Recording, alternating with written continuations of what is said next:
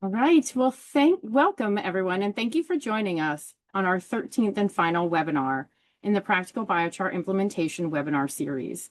I'm Aysha Tapp Ross, soil health and microbial scientist with American Farmland Trust. I'm stepping in for Bianca Mobius-Clune, who is currently representing AFT at Climate Week and is unable to facilitate the webinar today. I would love to get us started by having you introduce yourselves in the chat. So if you haven't already, please put in your name, where you're calling from, what organization you're with, and maybe a word or two about either what you liked best about the webinar series or what you're looking forward to learning today. I would also like to acknowledge our partners. We have with us today US Biochar Initiative and USDA's Agriculture Research Services. They're working with us on the webinar series and on the project that funds it. I also want to acknowledge our funding from USDA NRCS that makes this work possible. Thank you so much, NRCS. We are very grateful. Today, you'll be hearing from both of our partners, Dr. Tera Lewandowski with US Biochar Initiatives and Dr. Kristin Trippe with USDA ARS, along with Dr. Brandon Smith with Allied Soil Health Services. They'll be outlining a clear path forward for implementing biochar as an in-ground amendment under NRCS Conservation Practice Standard Code 336. They will recap key insights from the past year, walk through how the practice works and how to apply, share a real-world case scenario study, and introduce tools like the Biochar Atlas to guide site-specific decisions. The session will also highlight upcoming train-the-trainer opportunities designed to equip agricultural professionals with the knowledge and confidence to support farmer adoption, and then we'll have a Q&A at the end. But first, a few brief logistics notes. We are recording the webinar today, and we'll add this recording to our webinar series virtual library on American Farmland Trust's Farmland Information Center page within the next 2 weeks. My colleague Kiros will be sharing that website with you in the chat. We also have live transcript enabled and want to call out our evaluation survey. We really value your feedback, so if you can take a moment after the webinar is finished to fill it out, let us know what you liked, what we can improve on, and what topics you would like us to cover in the future. We would greatly appreciate it. Also, please feel free at any time to put your questions in the Q&A. We will get to those towards the end. We will also have our presentations first and then end with about 20 to 30 minutes of Q&A. But first, I want to take some time to introduce you to American Farmland Trust. We are a nationally connected nonprofit organization. We take a holistic approach to agriculture and really work at the interface of the land, the farmers and ranchers that manage that land, and the agricultural practices and systems of practices that they use on that land. Since our founding in 1980, AFT has helped land trusts and other farmland protection programs permanently protect nearly 8 million acres of agricultural lands. We have also advanced soil health and other conservation practices on millions of acres and supported tens of thousands of farm families. And those numbers just keep increasing. We really work from kitchen tables to the halls of Congress, connecting all of the folks in agriculture for systematic impact. We do this through the combination of 3 approaches. We work on the ground with farmers and ranchers. We use our insights from that work to address key gaps in research and technical guidance development, and we build coalitions to develop effective policy and to address priority needs across various partners and organizations that bring in their strengths so that we can collectively make a difference. We are working across partners and stakeholders, not just to bring about a change for better agriculture in small areas, but to actually catalyze a transition to a new conventional agriculture, a new normal. We want us all to be proud of our agriculture, and we are envisioning a future where farms and ranches thrive across the country, where their production systems are resilient, soil health promoting, diverse, economically viable, equitable, climate neutral or better, and sustainable. That's pretty ambitious, and nobody's going to do that on their own. So I invite you all to explore this world with us and create better, more impactful ways to reach these goals. Our direct biochar work is integrating biochar as a core tool in the soil health management toolbox. Biochar by itself is not a silver bullet, but we want to integrate it into a normalized approach as part of our agriculture as we see it. We have launched a number of projects to scale up biochar use across the country. We are connecting producers to users of biochar. We're providing technical guidance, and this webinar series is a part of that work. You will find most of our biochar work on the Biochar Agricultural Toolkit on our Farmland Information Center page. The toolkit provides in-depth information for farmers and service providers, biochar producers, and policymakers. So I encourage you to check it out via the QR code on the slide and link in the chat. I'm also joined today by my colleague and co-host, Dr. Tera Lewandowski, Senior Soil Health and Biochar Scientist. And as I said previously, Dr. Bianca Mobius-Clune would typically be joining us, but she's currently at Climate Week. I would like to quickly review the past webinars and where you can access them in case you missed any or would like to rewatch them. You will find the full Practical Biochar Implementation webinar series on AFT's Farmland Information site. The link was shared with you earlier, but you can also access it through the QR code at the bottom of the page. The first webinar was an introduction to biochar and the production technologies hosted by Tom Miles, previously of US Biochar. The second webinar was also presented by Dr. Kristin Trippe, which was on the 3 R's of biochar application. The third webinar was presented by Dr. Debbie Aller from Cornell University, and she presented on biochar use in annual and perennial crop production. Webinar 4 was considerations for biochar and beef cattle systems by Dr. Andrea Watson of Concordia University in Nebraska. Webinar 5 was the practical opportunities to use biochar in composting, and that was presented by Dr. Doug Collins and Jordan Lausch. Webinar 6 was a live conversation with biochar producers on the successes and barriers in biochar production. And we had with us Bill Hilgendorf of New York Carbon, Tripp Bates of Soil Carbon Innovations, Tracy Carrillo of Applied Carbon, and Mayo Ryan of Citios Group. Webinar 7 was on biochar analysis, methods, and standards, presented by Chris Weiberg of Biomass Energy Lab, and Rachel Bashiri, who was with the Tripp Lab at the time. Webinar 8 was a presentation that I did on biochar research, trial design, and application. Webinar 9 was small-scale on-farm biochar production by Dr. Kira Tadgu and Ryan Ramaj. Webinar 10 was biochar and horticulture substrate. We had Mike Warner of Qualterra, Stan Slaughter of Missouri Organic Recycling, and Josh Phillips from C6 Biochar Research. Webinar 11 was biochar use in vineyards. And we had Josiah Hunt from Pacific Biochar and Patrick Briggs from Jack Neal and Son Vineyard Management. And finally, webinar 12, which was biochar enhanced fertilizers. And we had Santanu Bakshi from the Bioeconomy Institute and Department of Agriculture and Biosystems Engineering with Iowa State University. So without further ado, I'd like to introduce you to our speakers today. First, you'll hear from Dr. Tera Lewandowski on CPS 336 and how the conservation practice works, how to apply, who to talk to, and what happens next, and how applicants are chosen.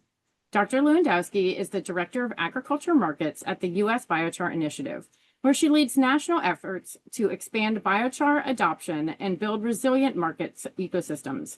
With a PhD in forestry and deep expertise in soil health, carbon sequestration, and stakeholder engagement, she brings science, strategy, and outreach to advance climate-smart agriculture.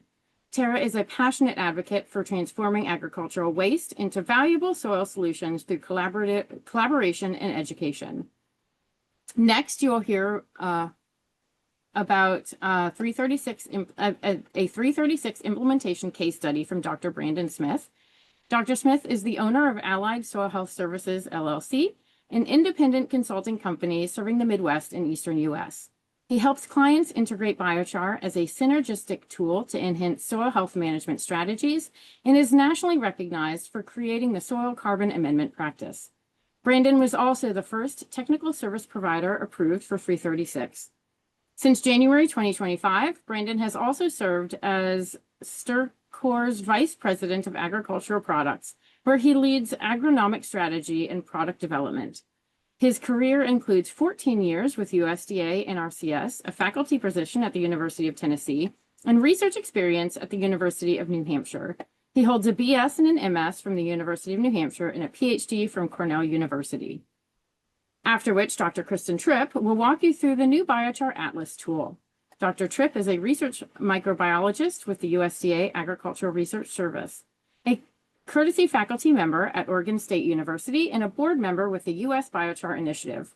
She specializes in applied soil microbiology, soil restoration, and biochar, focusing on processes and practices that enhance agricultural productivity, reduce costs, and improve ecosystem services, with a particular passion for developing sustainable farming practices. With a PhD in botany and environmental engineering, Dr. Trippe's work integrates biochar applications, soil health, and sustainable land management practices. She is a key contributor to the development of a decision support tools for biochar use and has received multiple awards for her research leadership and outreach efforts. And then finally, Dr. Lewandowski will introduce you to a collaborative endeavor by USBI, AFT, and USDA ARS, our upcoming trainer events. So thank you. And Tara, you can go ahead and take it away. Sounds good. Thank you, Aysha. Let me get this shared.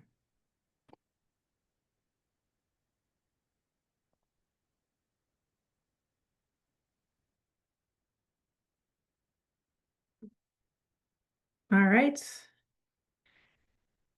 There we go. So thank you, Aysha, for that introduction. As she said, I am the Director of Agricultural Markets for the USBI.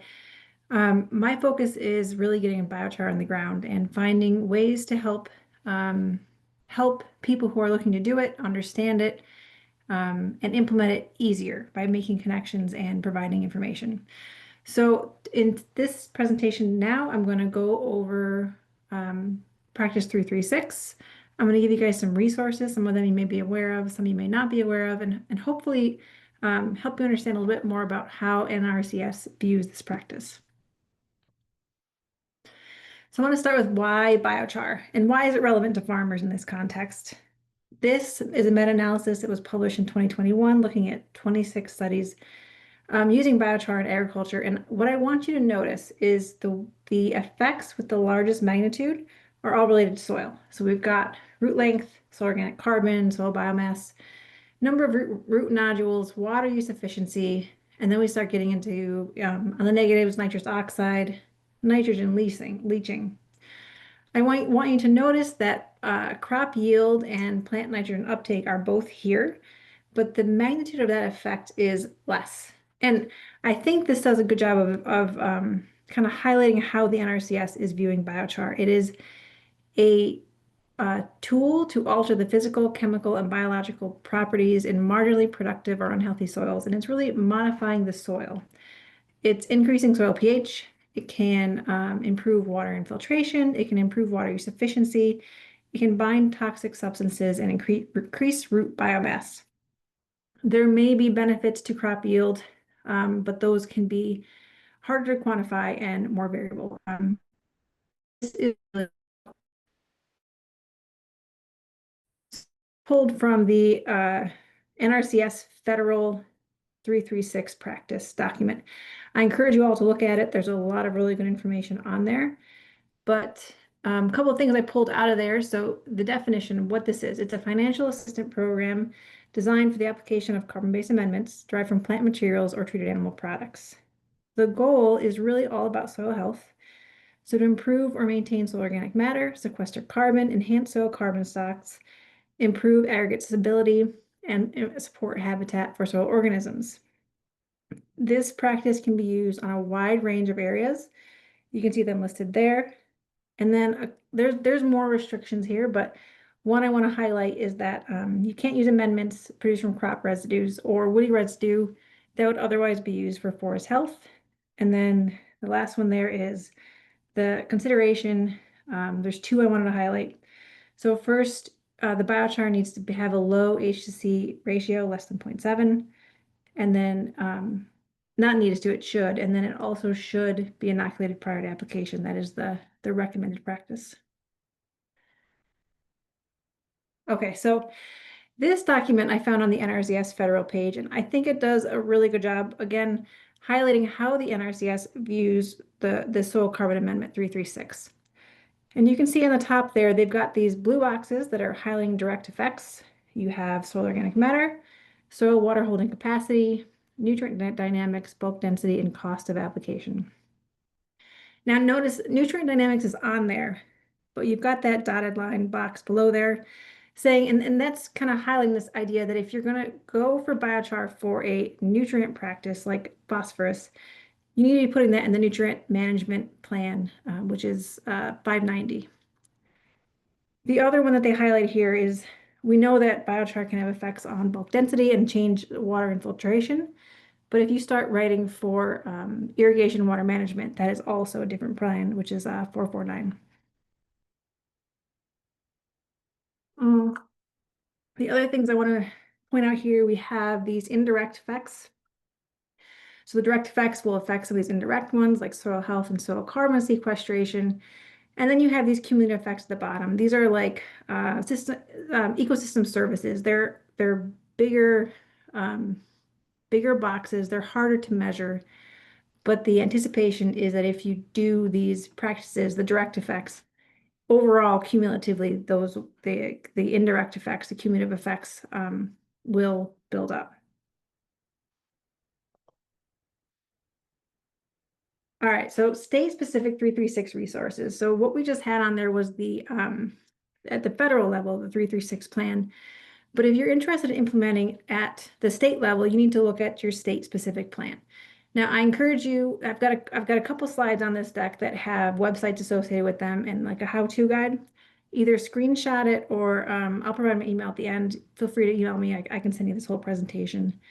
But to get your state-specific technical guide, you want to navigate to that website on the left, click on your state, scroll down to section 4, Conservation Practice Standards and Supporting Documents, and it will open up a page with the it's usually between 2 and 4 of those documents I have listed there. The one that is the most important for us is the implementation requirements, but I encourage you to look at all of them. They all have some interesting information.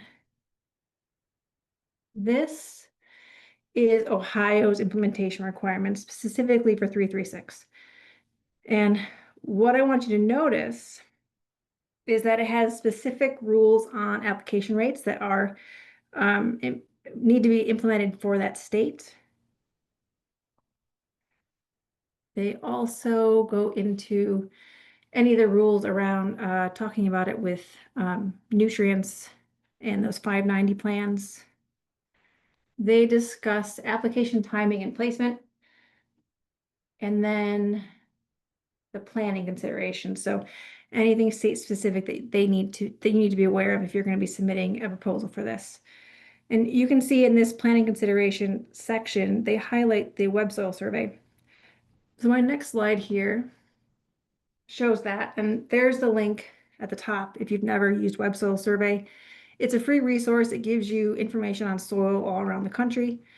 You would want to, and again, if you'd like to try this and you're not sure how to do it, please reach out to me. I have a how-to document I can share to walk you through pulling this information for your specific soils. But at a high level, you would want to set your area of interest, go to the suitability and limitations for use tab, and then you're going to go to soil health and go to dynamic soil property response and biochar.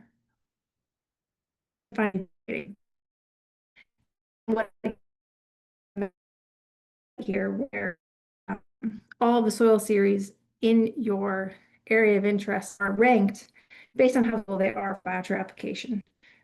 You also get an output for each soil series saying what that suitability is and why. If you were going to submit a 336 grant, you would need this resource completed as part of that application to show how the land that you're applying biochar is is benefiting from that application. So the next resource I want you all to be aware of is where to find the state-specific 336 payment schedules. There's a link that will get you there. I will say, so I pulled the information in that table in early September. As of yesterday, this site was down. And in talking to NRCS staff, it sounds like there may be some changes, although not clear what they are. Regardless, I assume it will be up at some point and it will be worth looking at. You can see that I've got 4 payment scenarios listed, and I want to point out that there's a wide range in prices here. So if you're going to go to 100% biochar, the cost per acre is much more than if you're applying 100% compost. And there's also 2 intermediate bins that kind of hit a middle price. Now, what they list on those payment schedules is 100% of the practice. They will actually cover 75% for most people and 90% for underserved applicants. So if we multiply those numbers by 75%, that is the cost per acre on average, roughly in your state, plus or minus 5% based on your cost of living adjustment.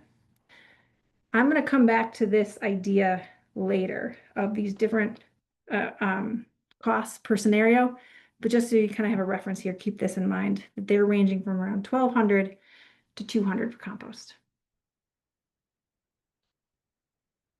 All right, so let's say you're interested in putting in a application for 336. What is the process? So we highly recommend you work with your local NRCS office to get this comprehensive application package built. You could also work with TSPs, and you could also work with crop advisors, but you need someone who is familiar with this process. You're going to want to schedule a site visit to get that person on your site, develop a comprehensive conservation plan that includes practice 336, but also includes other practices that would be beneficial for your land, and then submit that application. NRCS will then review it for technical feasibility, environmental benefits, and adherence to the practice standards. And if it passes that initial review, it's going to go and be utilized with their application selection tool, which is called the Conservation Assessment Ranking Tool, or CART. Now, there's not a lot, but there are some really good resources out there if you really want to dig into CART. I spent the last couple of days learning about CART so I could distill it into more of the salient points for you, which I'll try to do here. But again, if you want to get more in depth, there's some really good resources out there. But so on a high level, CART is ranked based on 5 main areas. You've got your existing vulnerability, which is the conditions that already exist on a site. Your planned practice effects. So what's the bang for your buck? Then you've got resource priorities and program priorities. And finally, efficiency. So how much does implementing this plan cost? I'm going to talk about these kind of 1 and 2 together, 3 and 4 together, and then we'll go to 5. So starting with 1 and 2. So to determine if a proposal that you've written is actually addressing a resource concern of interest, the NRCS looks at the existing conditions and practices on the site, what you plan to do, and then they see if that's over a certain threshold, see if it's a program that is worth an application that's worth funding. And this comes down to vulnerability. So vulnerability points are awarded if the existing practices and conditions on a site exceed a set threshold. Now that is, I know, confusing. So this next slide, I tried to make this a little bit clearer. And we've got 3 example scenarios. So we have a flat plot of land, a gently rolling plot of land, and a steep hillside. And they've been ranked with 3 different vulnerabilities. So the flat land is low risk, the gently rolling land is medium risk, and the steep hillside is high risk. This is likely a risk of erosion in this example. And you can see they each have different point thresholds. We got a 15-point threshold, a 50-point threshold, and an 80-point threshold. So the next thing we'll look at is the existing conditions. So let's say the existing conditions on the site are medium crop residue, and the existing practice that's already been put into play is a filter crop. I'm sorry, a filter strip. So the sum of those 2 points is 30. And in scenario 1, when we had a 15-point threshold, we already exceeded it. So we are exceeding that threshold. We're awarding no vulnerability points in scenario 1. In scenario 2, we have a threshold of 50. So the balance between 30 and 50 is 20 points. And then scenario 3 with a threshold of 80, we're going to award 50 points for that first bucket. Next, we look at the actual planned practice, which in this scenario was cover crops and minimal tillage, and we get an additional 40 points. And so you can see how those then stack up in each of those scenarios. In your low risk scenario, you would get 0 for vulnerability, but you would get your 40 points for planned practice, all the way up to your high threshold, your high risk threshold scenario where you're getting 50 points for vulnerability and 40 points for your planned practice. All right, so that was 1 and 2. The next 2 that they're going to look at when they go to rank your applications are the resource and the program priorities. These are similar in some ways, so points for both of these can be awarded in true, false, or graded. Multiple priorities can be considered, and they're awarded at the application level. Where they differ is what constitutes a geospatial and a question-based rank for each of these. So for resource priorities, think local level, think local and regional considerations. So a geospatial example with that would be if you have a priority watershed right there, and then a question-based one would be something that's just regionally important. And in this example, they use sage grouse. The programmatic priorities, geospatially, would be like a risk of conversion. What's the chance of this land being developed in the near future?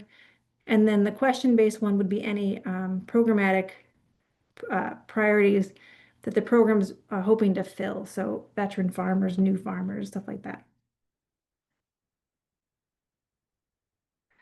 And then finally, our last pin is efficiency. And this is how much does it cost to implement the plan? And let me just jump to the next slide. All of these are going to play together and effectively weight your total application score. Now, I have some numbers in there, 20, 30, 30, 10, and 10. Those are dummy numbers that may not be for the EQUIP program. To be honest, I would love to know what the weighting is for the EQUIP program. I don't know. But this would be how theoretically they might weight these different components. So tips for success if you're going to apply for EQUIP. 1, align your biochar use with any local or regional high priority resource concerns to address those pool priority buckets. 2, include complementary practices such as cover crops or composting to make a strong application.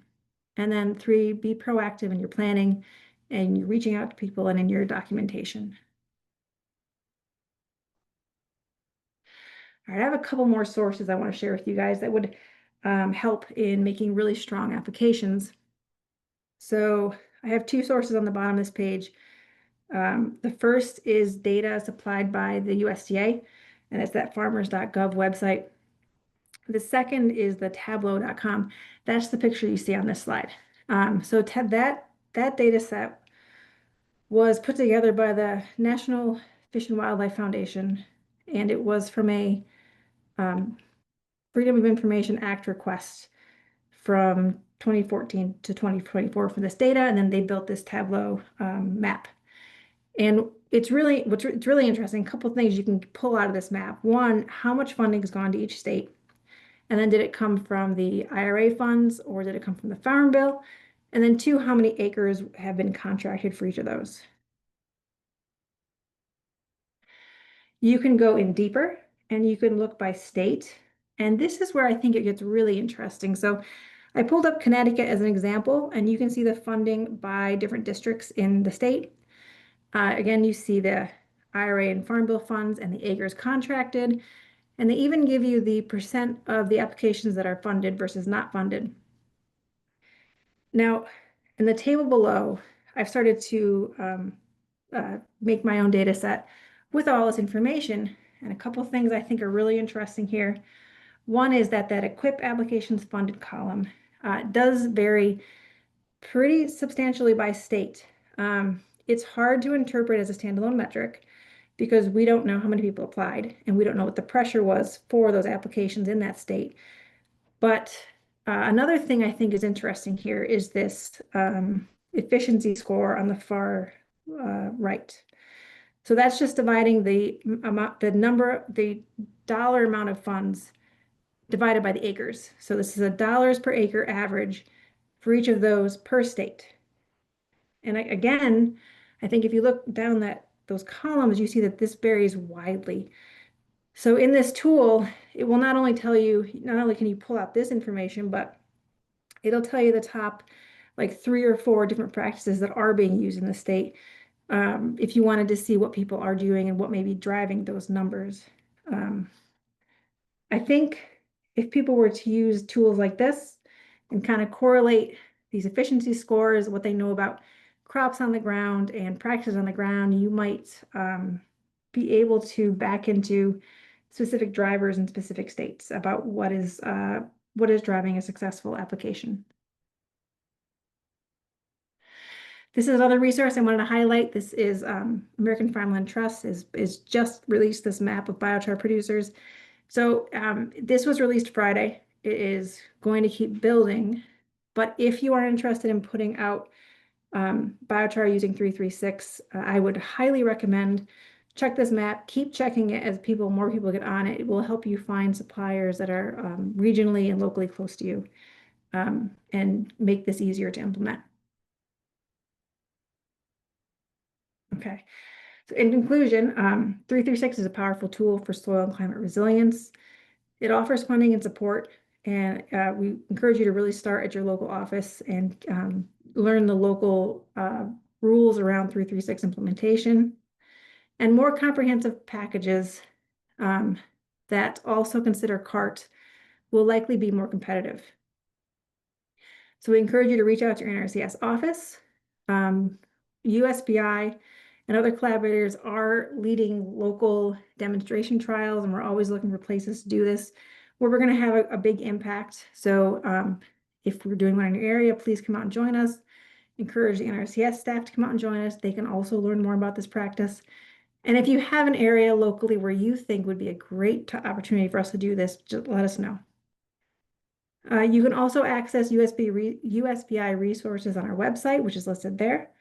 And then we have Train the Trainer events coming up, which I will talk about in about half an hour. As I stated earlier, my contact information is listed there. Let me know if you have any questions. I can send you the link to the presentation. And if we hold our questions, we will do it at the end. All right, let me stop sharing. All right, I'm going to pass it over to Brandon, and I will see you guys soon. All right, thanks, Tara. That was great. Let's see, can you see my screen? I assume so. Yep, you're good. Okay, thanks. Yeah, so recently I gave a presentation to about 65 or 70 certified crop advisors in the Midwest, and I have some slides from that I wanted to share with you. But in the beginning, I wanted to do just a bit of a retrospective on 336 and show you kind of how it's evolved over time. You know, I started writing it in 2019, and it eventually got adopted as an interim practice. Fiscal year 21 was the first year. So that would have been in October of 2020. And these are the original states that adopted the interim practice. It was about 20 some odd states. And then we go here to fiscal year 22. More states came on board, particularly Washington, Texas, Maine, starting to fill out the numbers. Fiscal year 23, we see a few more come on, Pennsylvania, Georgia, South Carolina was already there, but Arizona. So a number of them, you know, it took a while for states to want to adopt this, because let's face it, if you've been on these webinars, you understand there's a high level of complexity, or there can be a high level of complexity to using biochar. And so there's some resistance to, you know, adopting it right off the bat because there are a lot of things to know. Fiscal year 24, I changed the format here, but you see that most of the states adopted 336. There were only 5 states or 6 states that did not adopt it. So that was a good year. Fiscal year 25, which we are ending right now, there are really only 3 states that have not adopted 336. Georgia has a question mark on it. The payment schedule said that they did, but then when you look at the implementation requirements, they say do not use this practice for biochar. So I've called the state agronomist a couple times in the past couple days to see if they're going to change, and he has not returned my calls. So George is up in the air.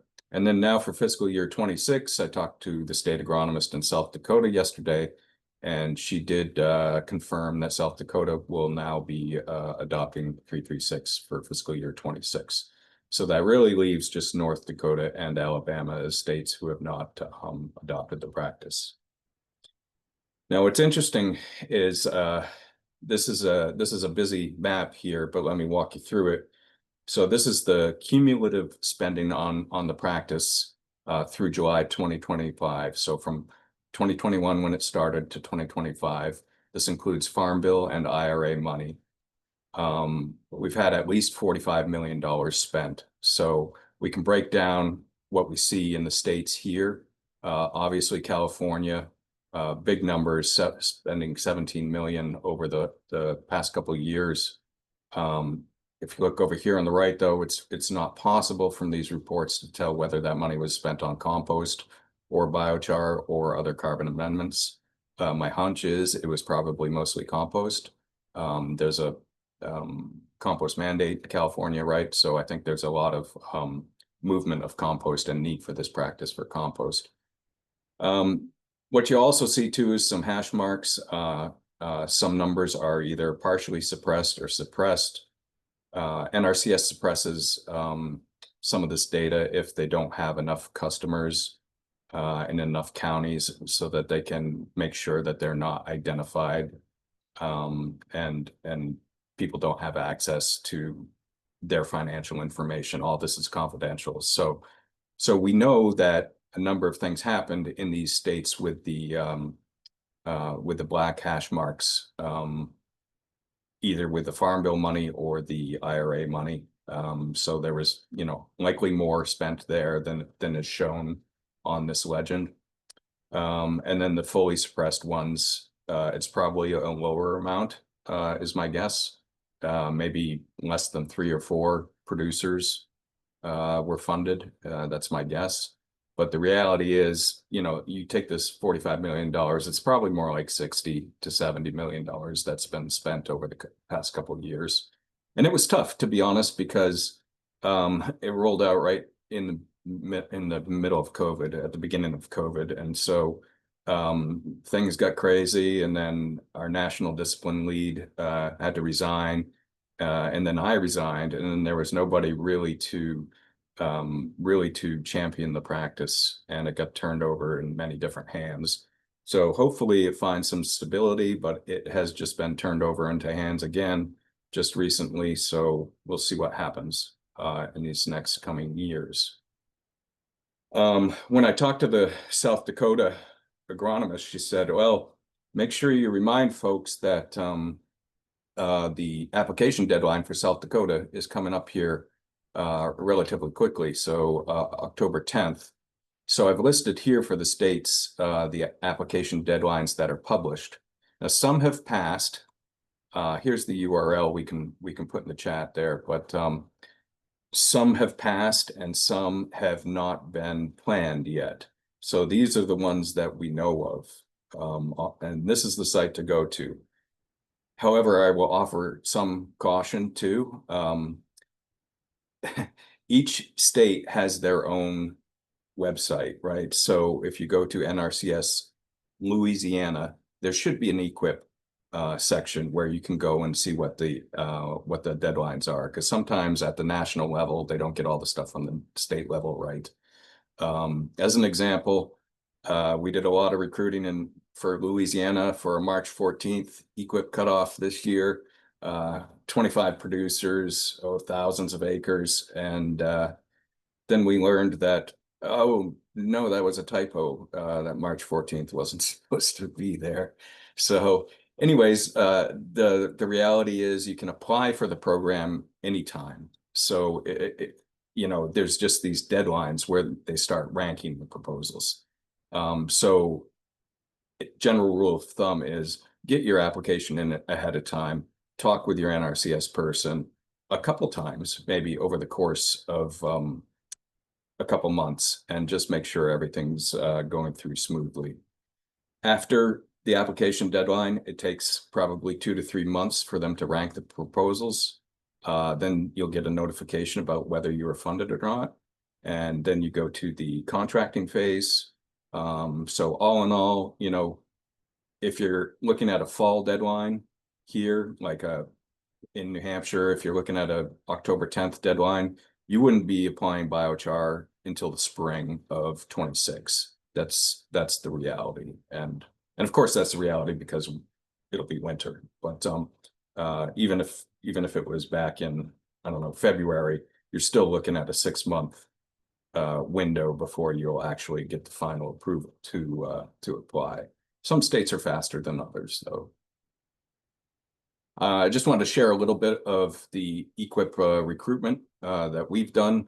So I left the agency in 2022, and so far we've submitted EQIP applications for about 325,000 acres, representing 295 producers over 24 states. It's roughly 834 acres per farmer. Some have 10,000 acres, some have 5. So the median acres, roughly, 500 median acres. What we found, really, the rule of thumb for 336, especially if you're doing 100% biochar, is that you'll tend to max out at around 300 acres per entity. And what I mean by that is there's a $450,000 maximum value for a contract per entity. So if you do the math, you'll see that 300 acres comes pretty close. But you're going to want to have other practices in your application as well. Just like Tara was talking about with the ranking, you need a lot of ranking points in order to get funded. So you need other practices. Make sure you do cover crop if you're a row crop farmer. If you're in pasture or hayland, make sure you're doing some pasture or hayland planting or pollinator habitat or other things like that will get you some points. We've also done a lot of work with the Regional Conservation Partnership Program, 9 states and regions. We've submitted proposals for, and you can see here, we've done South Carolina twice, Louisiana twice. We're queued up to do them the 3rd time. Hopefully the 3rd time's the charm. And we've done all these other states as well. We were funded once for the Mississippi River Basin, and that's what I'll talk about for the rest of the few minutes that I have. Just wanted to show you 2 of the forms. We've been doing a lot of stuff remotely with farmers to try to help out the field office. 2 of the major forms are the application form, the 1200, and then the consent to work with an outsider like a TSP like me or a consultant, which is the 1270. So basically I did it right before this webinar actually with someone. I walked through the 1200 with them, fill it out with them. And then I walk through the 1270, fill it out for them, and then send it to them and have them go to their field office with something already pre-populated. Sometimes we were actually just doing the signatures digitally. OneSpan is the only software that NRCS will accept for digital signature. It's expensive too. So we did a lot of that this year. A lot of OneSpan, but now we're pretty much going to help them fill out their applications, but then tell them to go to the field office and really kind of give some face time to the folks who are doing the conservation planning. So a few insights on the RCPP. So one I wrote in October 2022 was 9.8 million for using biochar to conserve nutrients in the Mississippi River Basin. The lead entity was Uncommon Farms in Illinois. We recruited 15 farmers, a total of 2,700 acres, about 180 acres per farmer. We used raw biochar, and by raw, I mean unprocessed biochar. And we're in about year 3 of a 5-year grant on this. So I want to just take a few more minutes and just go through how we've constructed the 4 R's for biochar application and talk about those as a result of our 3 years of work on this proposal, on this RCPP. There are things we know that aren't up for debate, right? Sandier or lighter texture soils are more responsive. That's an easy one, right? Soils with lower fertility or organic matter also tend to respond better because biochar helps retain nutrients and build organic matter. What we do know is poorly drained soils may not benefit. There's a lot of people that say, well, if we can put some big chunky biochar in poorly drained soils, want to open it up some, and I haven't seen anything positive on that. So, just not really sure that that's the case. What we do also know is that applying biochar to highly productive soils may not get you the results you want. You may already be at the top of the curve in terms of what you're getting for yield. You may already have high organic matter. So it may not be the best soil to apply biochar to. And here's an actual situation of a farmer we were working with where he had all these fields, thousands of acres, and he's like, where should I apply it? So Tara talked about the web soil survey, and I want to just drill down into this just a little bit more, because a lot of people are using this, and sometimes it's used incorrectly.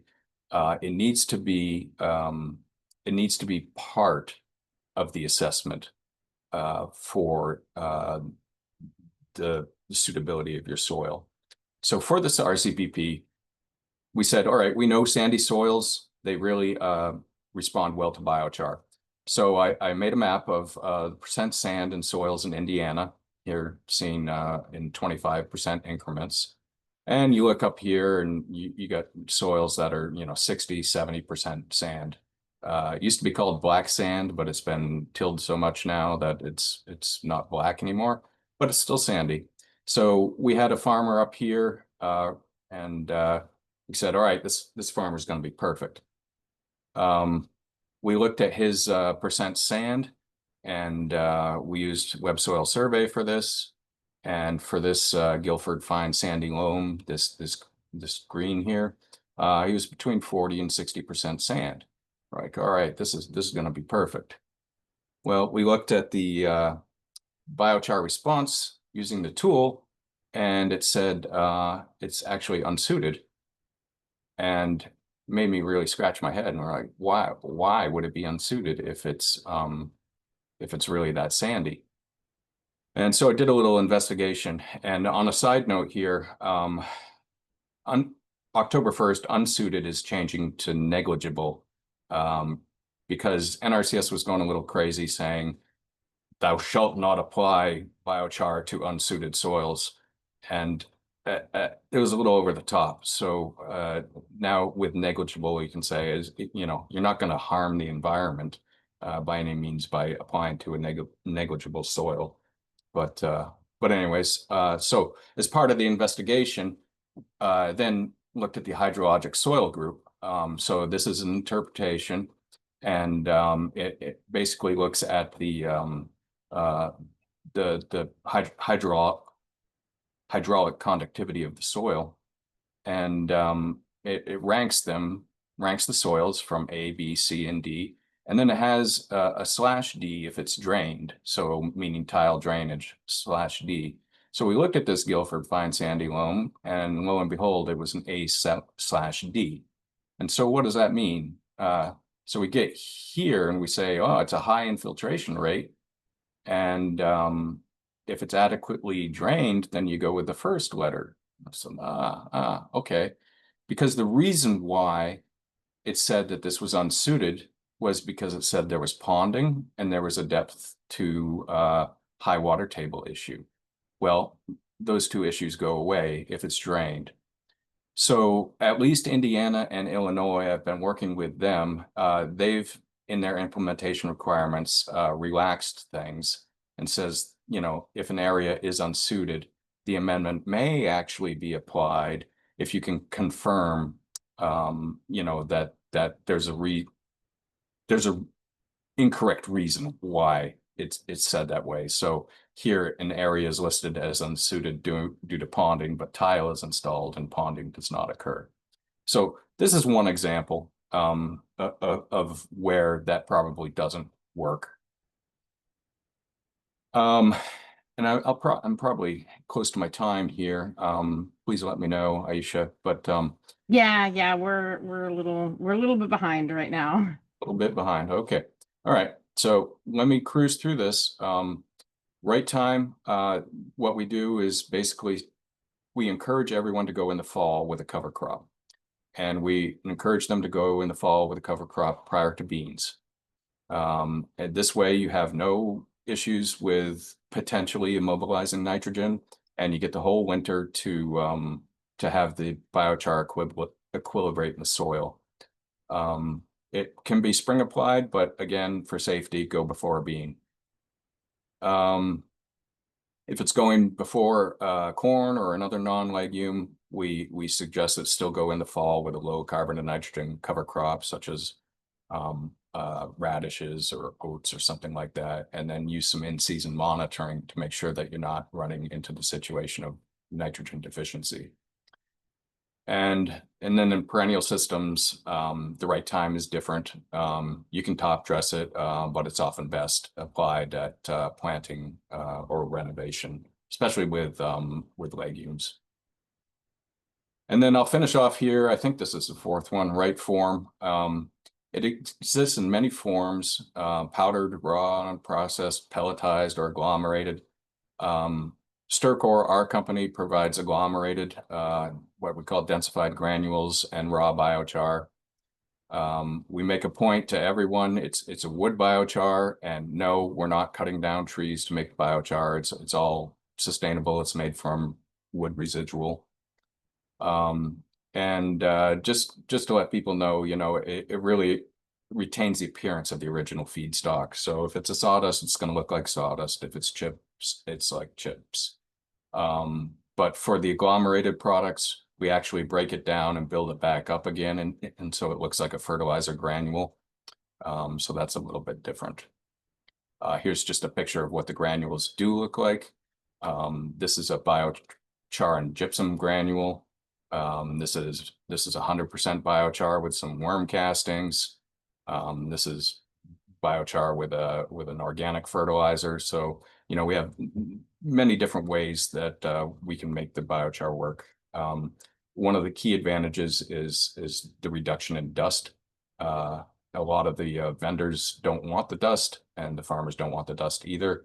Spreader compatibility, you can use pretty much any fertilizer spreader, and it throws farther. So, you know, unprocessed or raw biochar is only going to go, you know, so far, like 40 feet, whereas with the densified stuff at 35 pounds per foot, you can get 80 feet of a throw. So it's pretty good. Oh, we had rate. I'm going to cruise right through this. Application rate depends. For most of NRCS, they want 4 yards per acre per year, but it may vary by state. NRCS uses volume instead of weight, so it gets away from the moisture issue. Let's see, a target rate of 12 to 20 cubic yards is really ideal over time, over 3 to 5 years. But you can do it all at once. We've had people do 3 tons, 4 tons, 5 tons at once. However, if you do it over a number of years, it lowers risk and allows for monitoring. Most of the biochar that we spread, if it's raw, it's with a spreader with horizontal spinners. So lime spreader, any of these spreaders with the horizontal spinners work. Densified granules, any fertilizer spreader is going to work for you. Just a quick photo of the dust that is a problem. And then lastly, on delivery, we got to think about when you're sending large volumes to the field, oftentimes it gets stacked at the field edge. If you have a real small dry particle size, it's going to blow if they don't spread it right away. So I'd hate to be living in that house right there because I'm sure everything's black.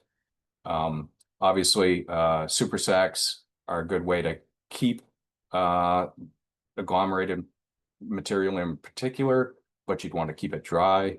If it's raw, you can leave it outside. However, farmers of scale despise super sacks. So, and then lastly, we do a lot of monitoring. So we have check strips, and we use precision ag. So we know exactly where things are going. We plan a double and a no application rate, and then we have as applied maps, and then we have harvest maps. So yeah, so I will stop there and say thank you for your time. Thanks, Brandon. That was awesome. Stop sharing.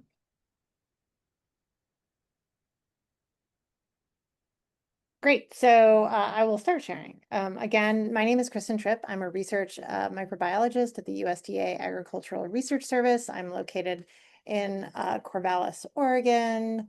And I'm so happy to be here with you today. Let's see.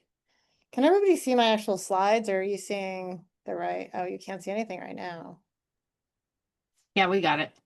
Awesome. Thanks, Aysha. Thanks, Aysha. Okay, so so I'm super happy to be here today. Before I start, I really want to just recognize all of the people who have worked on this project with me.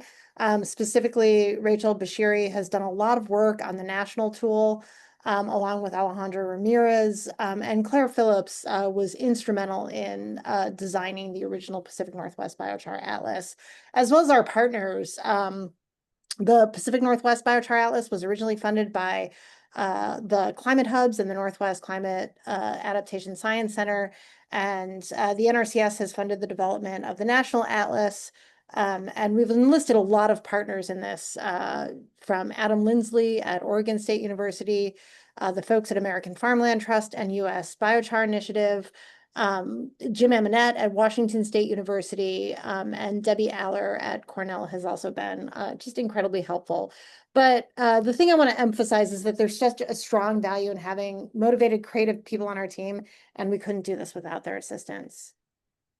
So Brandon and Tara spent a lot of time on Conservation Practice Standard 336. So I'm going to kind of skip over a little bit of this, but the point that I want to bring up is that eventually the National Atlas and other tools that we've developed will be used to implement CPS 336. And the reason that this is so important is prior to implementation of 336 and adoption of 336 across the United States, in order to afford biochar, you really needed a significant increase in your yield. However, by providing financial assistance and cost share, both for technical assistance and for application of the product, 336 just is wholly just a shift in the value proposition of biochar, from a yield improvement to really more of a conservation practice, more like we think of no-till or cover cropping, to improve soil conditions so that eventually your yields will increase.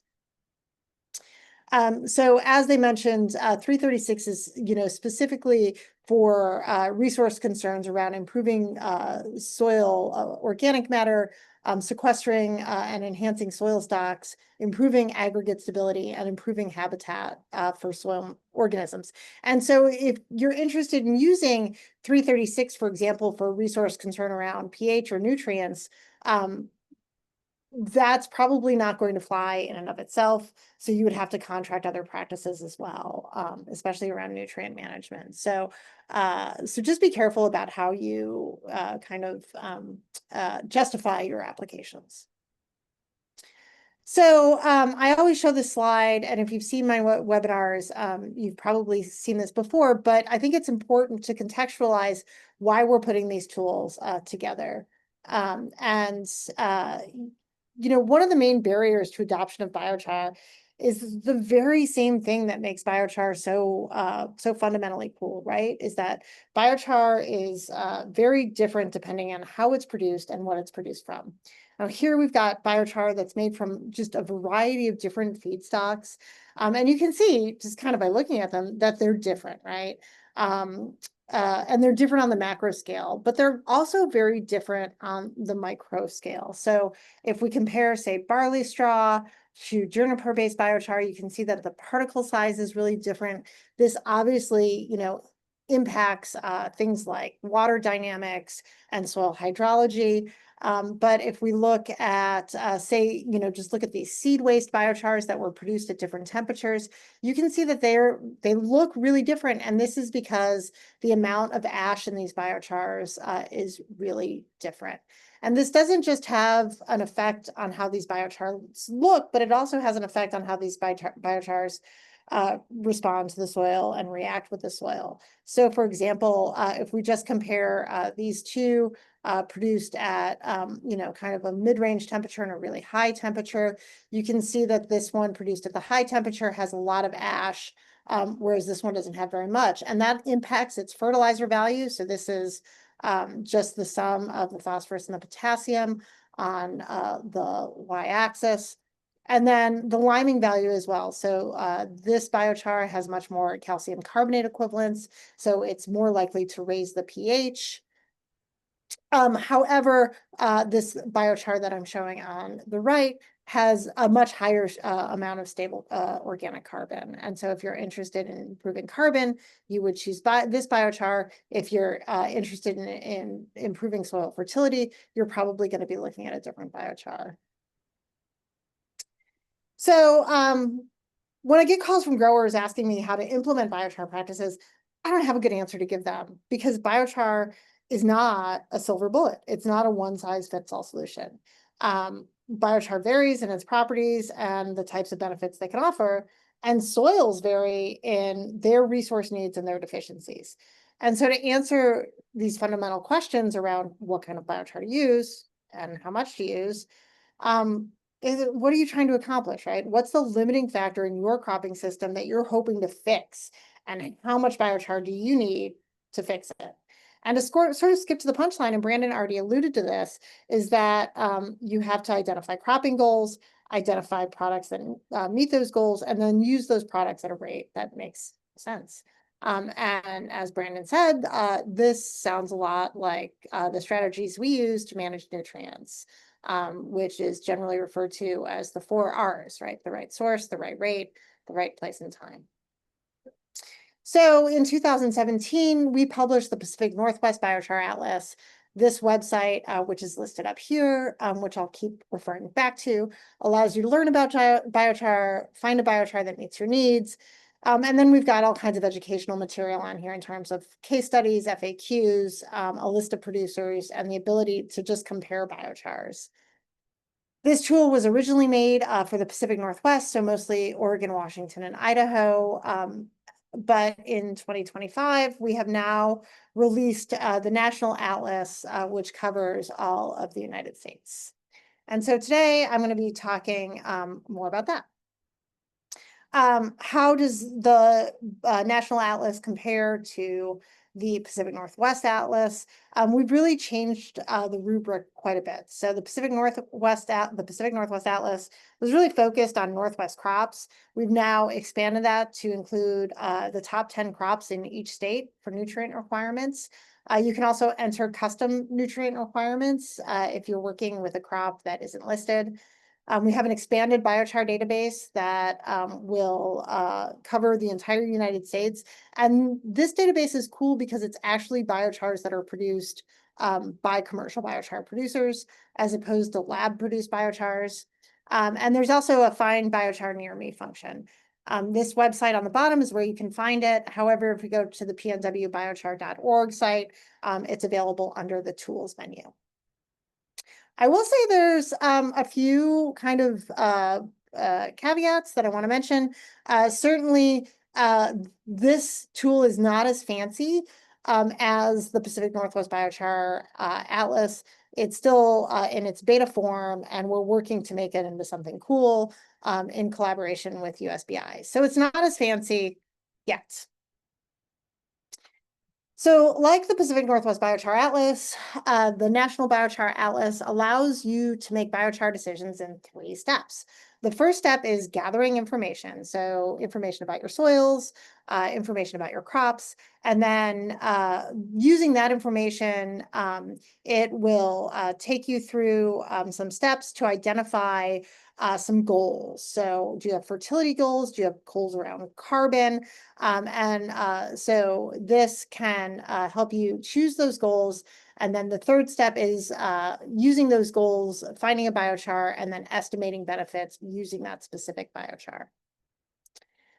So we'll just walk through these 3 steps quickly. Like I said, the tool requires both crop and soil data. For the Pacific Northwest version, you can get baseline data through a Google Map interface, or you can enter that information from a soil test. When the National Atlas is fully developed, you should be able to pull queries from Web Soil Survey like Brandon was showing. But for now, in the national version, you're going to have to just hand enter data from a soil test, choose your crop, and then determine if your soils need help in different goals. You'll also need to enter your zip code. Okay, so in step 2, it's going to list some biochars that are close to you, and then it's going to ask you to choose 3 different goals. And these goals could be the same goal, or they could be 3 different goals, but you have to choose 3. And these goals are based on fertility, organic matter, sequestering carbon, water, and then we have a goal that's just find biochar that's close to me. Once you submit that, it will look at each of your priorities and choose a biochar that best meets those priorities. And it will tell you things about why it chose that biochar. So for example, in sequestering carbon, it's going to pick one that has an appropriate H to C ratio that is pretty low. And then if you're looking for liming ability, it's going to choose the biochars that have the most calcium carbonate equivalents. And then say you're looking for phosphorus, it's going to give you the ones that have the most of that nutrient available. Within that step, it'll take all 3 of your goals and it will rank biochars based on which goal is the top goal, which goal is the 3rd goal, and will give you total points. From there, you can choose an application rate, and it will estimate benefits from there. So say here, say we're going to choose, so first it'll tell you what your soil is deficient in, right? So for example, if you're growing watermelons, I had some soil data that I just tossed in here. It will tell you that my soil is deficient in P, it's deficient in N, and it also requires a substantial amount of lime to grow this crop. The benefits from 1 ton of the top choice of biochar are listed here. And then if I choose a 5 ton per acre application rate, it will tell you what your kind of estimated benefits are. Now, for example, if you're in an area where you can't get this organic mechanics biochar, it will tell you how the biochar was made and what it was made from. So you could potentially find one that's closer to you, produced under those production conditions. So in 2026, we're going to be doing a lot of work around building out the current tool so that it's a better user interface.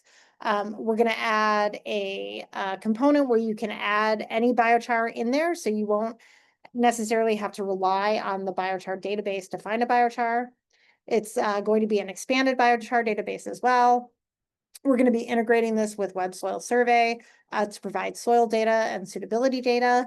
And we'll have multi-amendment entries. So for example, if you want to do a compost biochar blends, you can add in the certificate of analysis information from a compost, as well as the biochar with different application rates to make a prediction about how that combined amendment will react in your soils.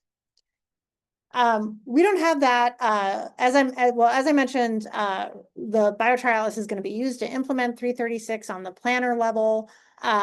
But there's really a need to do that right now. And to address that need, we developed, along with several partners, the soil amendment calculator, soil carbon amendment calculator. This is a spreadsheet that you can add information about compost, biochar, or other soil amendments to estimate the soil carbon, compost, biochar, or other carbon amendments to estimate the benefits that those amendments can confer to your soils. So it does two things. First, it determines whether or not an amendment qualifies for the practice. So does it meet the specifications outlined in the practice? And two, does it provide a benefit? Again, it estimates benefits from biochar, compost, and other carbon amendments that meet the standards listed in Conservation Practice Standard 336. I just want to point out that there's also a lot of other tools on this website that I think are really valuable, especially if you are not very familiar with biochar or you're new to the biochar realm. These include USBI fact sheets that we've developed along with our partners at Cornell. And those can be found both on the USBI and on the Pacific Northwest Atlas page. Our lab developed a frequently asked questions about biochar applied to soil. This is a really comprehensive document. It's about 50 pages of FAQs. And then again, these tools are available at the Biochar Atlas. And with that, I just want to again thank my partners and provide my email address. If you have questions about any of these tools that are available, or you have questions at all about biochar, I hope that you'll reach out to me. I always tell people that the best part of my day is chatting with stakeholders. So please feel free to reach out. And with that, I think we're going to move to some questions. I have Tara's going to talk for about 5 minutes about the that's right. Train the Trainer. Yep. Yeah. Real quick, and thank you everyone for sticking with us. This will be just a couple things I want to highlight, and then we will move right to questions. Okay. All right, so I'm going to talk to you a little bit about the Train the Trainer events that we're planning in the next couple of years. And hopefully we'll see you at some of them. So the objective of these events is to educate agricultural professionals on what this practice is, why you want to utilize it, and then where, when, and how to implement it successfully. We are doing the first one in California this winter. We are targeting Virginia in the spring, and then we're looking to do up to 4 locations a year after that. These could be regional in strategic locations around the U.S. They could also be events that are co-located with conferences or other areas where people we want to target are located. The cost is free, and we really just want to get people there and educate them. On the left there, you can see for different purposes associated with this. In general, our agenda will follow a 2-day structure. Day 1, we would target the classroom activities. So where is biochar what is biochar? Where is it made? Kind of some of the content we've talked about today, but a little bit more in depth. How to integrate biochar into regenerative agriculture practices, where to source it, how to apply it, how to store it, how to transport it, any risks associated with hazards and how to deal with them on site, and then specifically regional and local details depending where we are.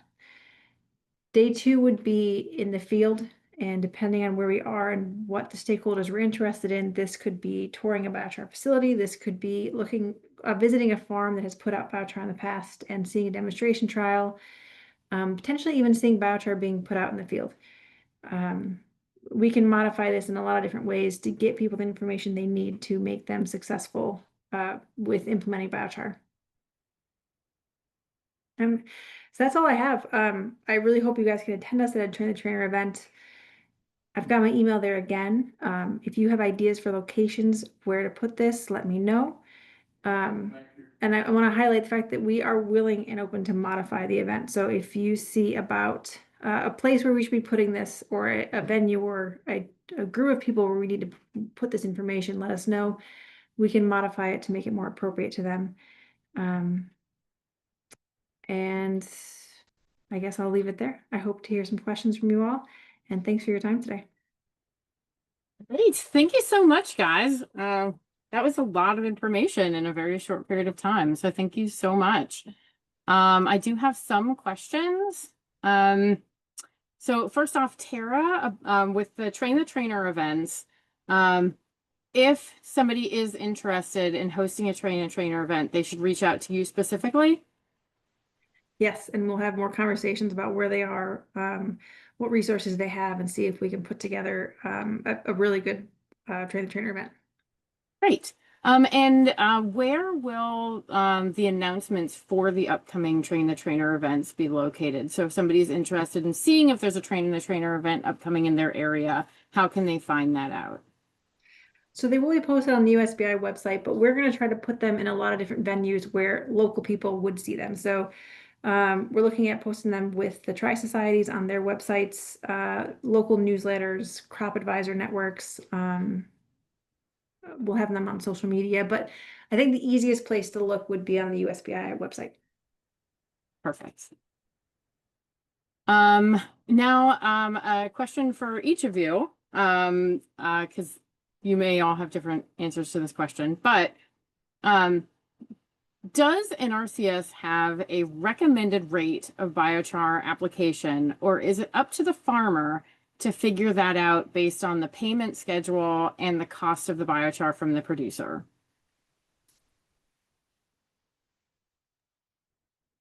I could answer that, but I think Brandon probably be the best. Yeah, typically the rate is 4 cubic yards per acre. That's what most states are going by.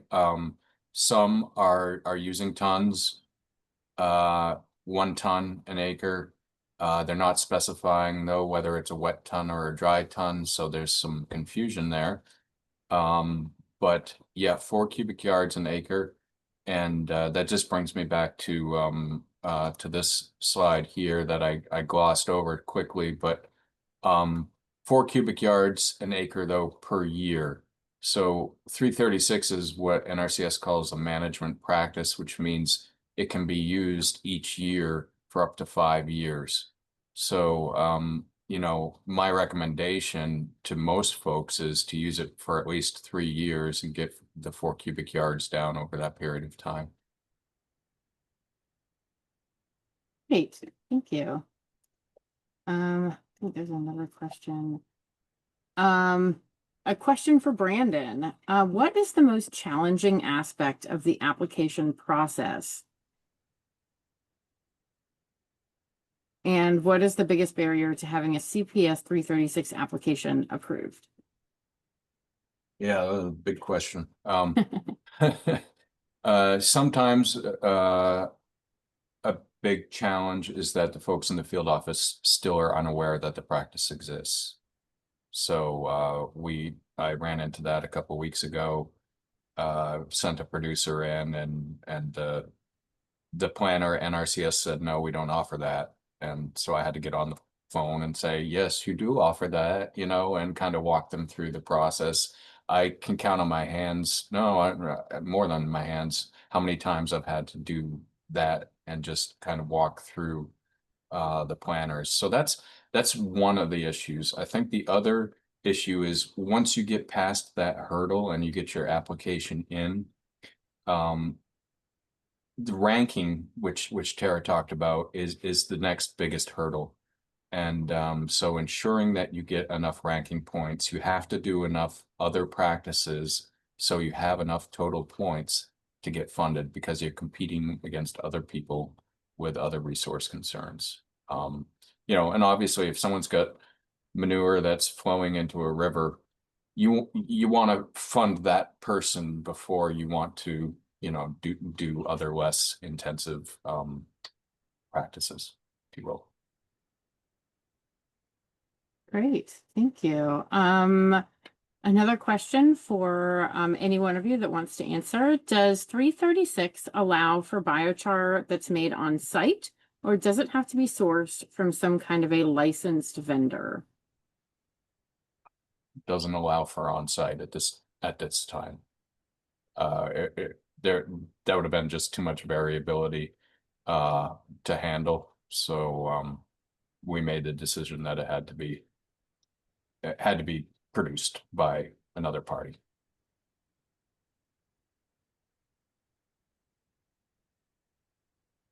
Right. I don't see any other questions right now. I can go back to that first question. Kind of you briefly touched on the some states are using tons, and then you have to deal with the moisture issue. I know that that's a frequent concern that we come across when we're working with farmers in the field and application, because a lot of the biochar producers do deliver in tons. And so there's that discrepancy between wet tons versus dry tons. And so is there any kind of recommendations out there for people who are purchasing biochar from a supplier that does deliver in tons to be able to make that conversion easier? Yeah, I'll go again. But to go back to this slide again, is basically, yeah, so the trucks all deliver in tons, right? So that's one thing too. So trucks are delivering in tons. So how do you know how many yards and what the moisture is, right? So typically what we've been doing is, you know, take a 5-gallon bucket and weigh it and see what the density is there. And then ideally you'd have a moisture meter too, but the reality is you can then get the bulk density of this, and then you can make a conversion from tons to yards, and that'll get you on the way. Great. And just note that a 5-gallon bucket is a little bit more than 5 gallons all the time, so just calibrate it right. But what is the maximum percentage of ash that is allowed to still qualify as biochar? there is no limit yet. So it has to fit a certain definition of carbon, right? Right. So there's no limit on ash, but if it's all ash, it's not likely to meet the standard for biochar. However, it might still meet the standard for other carbon amendments. So the standard, I think, for other carbon amendment is 10% carbon. Mm-hmm. So keep that in mind. It is for biochar too, unfortunately. I wish that gets, I hope that gets raised at some point in time. But you know, and then the reality is ash has been used for a long time in agriculture, right? And ashy biochar isn't exactly terrible, except for the fact that the ash is kind of clogging up the pores and interfering with porosity. So, you know, you kind of got to think about those, and the ash is providing nutrients. So it's a bit of a balancing act there with ash.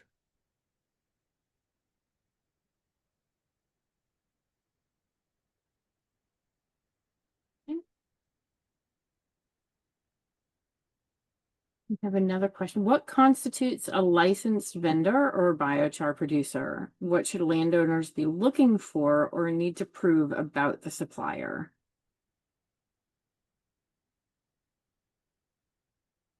Well, one thing many states require that you have a fertilizer license. So in fact, Illinois is a real pain about it, and I've been finally got approved through Illinois for a license. I don't, but then there are states like Indiana that don't require a license. So the reality is, from my perspective, is if you have your analysis from control labs, and the IBI certified lab, the only one we have now, that's good enough. Someone else may have a different opinion.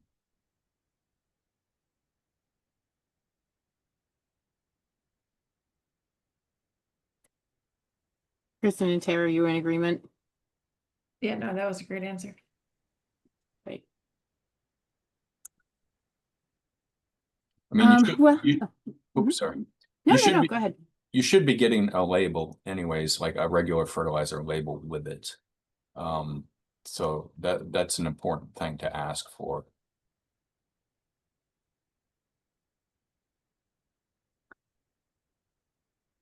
Well, we have about 4 minutes left of the webinar. I don't see any other questions coming in through the Q&A.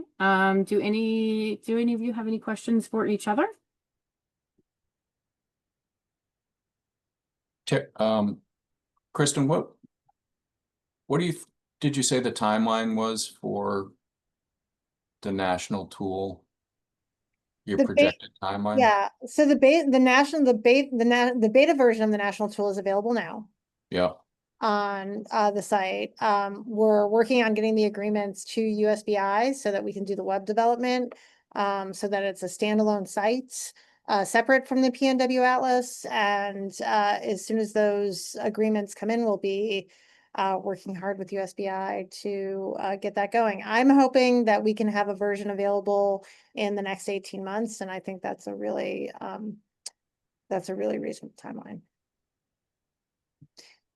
And did you, I know we did some things where we had biochar manufacturers send samples to you and build a library. Are you still doing that, or did that kind of fall? Yeah, so we built a library. We have 36, we have over 50 samples that we've processed. And so that information is all built into the database that kind of drives the National Atlas. What I will say is that biochar companies can be pretty ephemeral, right? And their processes change rather rapidly. As you probably know, as biochar companies establish, they learn new things, and as they tweak their process, that has a direct effect on how their biochar is tweaked. And so what we decided after doing our initial analysis is that instead of continuing to just do analyses and add to the database, is that we'll allow people to enter in whatever certificate of analysis that they have, so that they can evaluate a biochar that is close to them, that's available, and that is that's specific to their site. So yeah. Okay. Okay. Well, we are at time. We do have one other question, but for those of you that have to head out, I just want to say thank you for joining the webinar today. We really appreciated having you all here. Remember that this recording will be uploaded onto our Farmland Information Center within the next 2 weeks. We also have a QR code for joining our AFT mailing list. so you can get notified when more biochar events happen. And yeah, do you guys have a minute to stay on to answer this last question? Sure. Are there, so I do believe that this question is asking if a vendor of biochar needs to have a certification in terms of environmental emissions and technology for pyrolysis.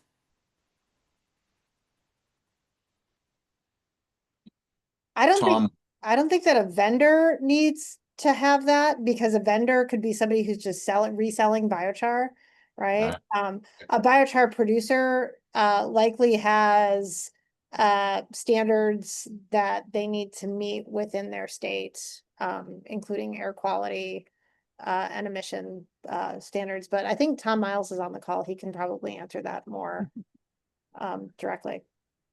I don't think I can unmute him, but if he has a response that he can put in the chat, maybe if he's still on. Let me see. I might be able to get up the attendees. I think you're right, Kristin. It is the producer who has. Oh, I can't allow Tom to talk. All right, Tom, I've given you permission to talk if you have a response. Okay, sure. No, happy to respond. It's the state level regulations. You can produce biochar if you're a certain capacity or size for air quality emissions. You can produce biochar without any certification. If you're consuming more than about 3/4 of 1 ton of biomass an hour, then you need air quality permits, and those vary tremendously throughout the country. From a certification point of view, as Brandon noted, you've got there kind of 2 levels. You can be certified or licensed for fertilizer or as a soil amendment, either one, but it's through your local ag department. And there are rules and regulations depending on the ag department as to what you can claim in advertising. That means on the web, on labels, or anything like that. So it's basically state level regulation. Great. Thank you so much, Tom. And thank you all for joining us. This was a great webinar. And thank you all. Anybody who has attended all of our webinars, we really appreciate all of you. Yeah, thank you so much. I'm going to go ahead and, oh, no, I don't want to stop. I'm going to go ahead and end the webinar, stop recording. If I can figure out how to do that.